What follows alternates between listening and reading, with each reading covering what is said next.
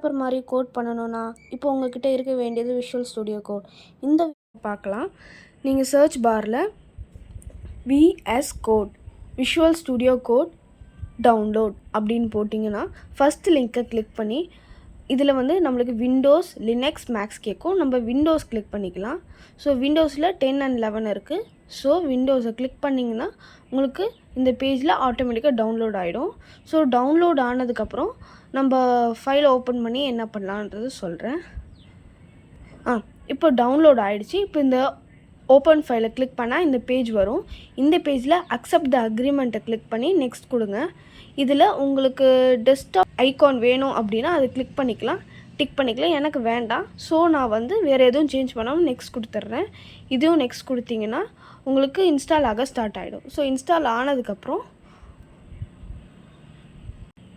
இந்த மாதிரி ஒரு பேஜ் வரும். இதில் லான்ச் விஷுவல் ஸ்டுடியோ கோட் அதை அன்டிக் பண்ணி ஃபினிஷ் கொடுத்துட்டிங்க அப்படின்னா உங்களுக்கு விஎஸ் கோட் கம்ப்ளீட்டாக இன்ஸ்டால் ஆகிடுச்சு.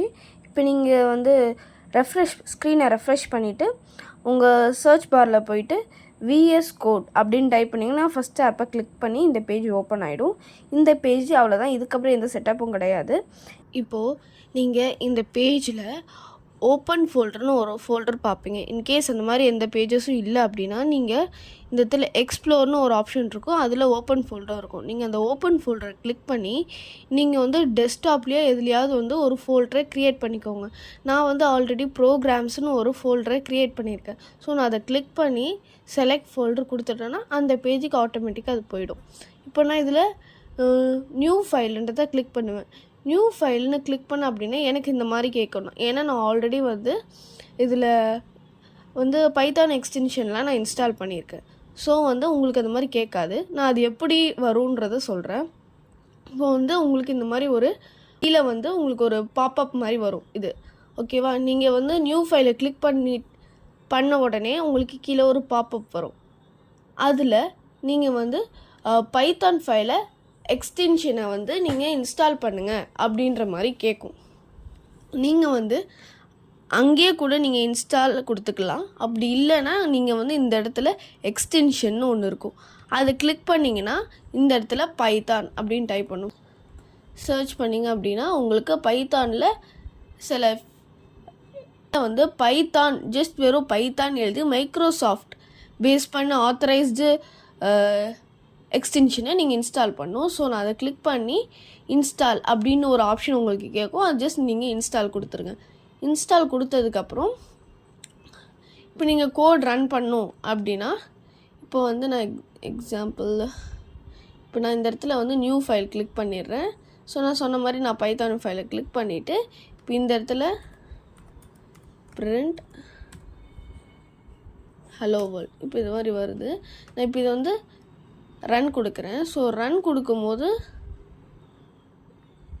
நான் இந்த ஃபைலை சேவ் பண்ணணும். ஸோ நான் இதில் ஆஸ் இட் இஸ் இருக்கிற மாதிரியே நான் இந்த ஃபைலை நான் சேவ் பண்ணிக்கிறேன். நான் சேவ் பண்ணிட்டு எனக்கு இந்த மாதிரி கேட்கும். நான் பைத்தான் டீபக்குன்றதை கொடுத்து பைத்தான் ஃபைல் கரண்ட்டாக நான் என்ன யூஸ் பண்ணிகிட்டு இருக்கேனோ அந்த ஃபைலை எனக்கு டீபக் பண்ணி கொடு. ஸோ நான் அதை கிளிக் பண்ணலைன்னா எனக்கு இந்த இடத்துல ரன் ஆகி வரும். ஓகேவா? ஹலோ வேர்ல்டுன்னு வந்துச்சா? இப்போ இதில் ஏதாவது எரர் இருந்துச்சுன்னா உங்களுக்கு ப்ராப்ளம்ஸில் ஷோ ஆகும். ஓகேவா? இல்லை அப்படின்னா உங்களுக்கு டெர்மினலில் உங்களுக்கு அதோட அவுட்புட் வரும். இவ்வளோதான்.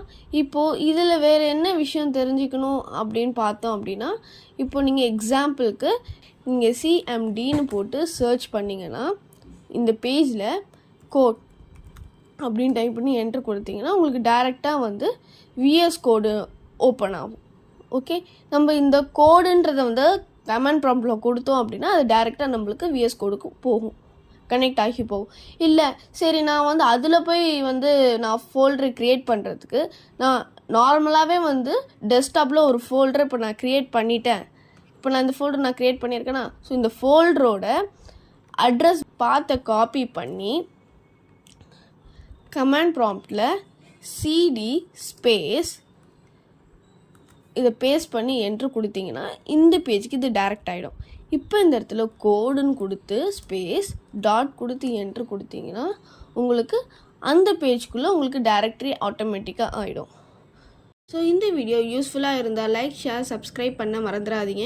இன்னும் நிறையா Python and data science related contents upcoming வீடியோஸில் வரப்போகுது.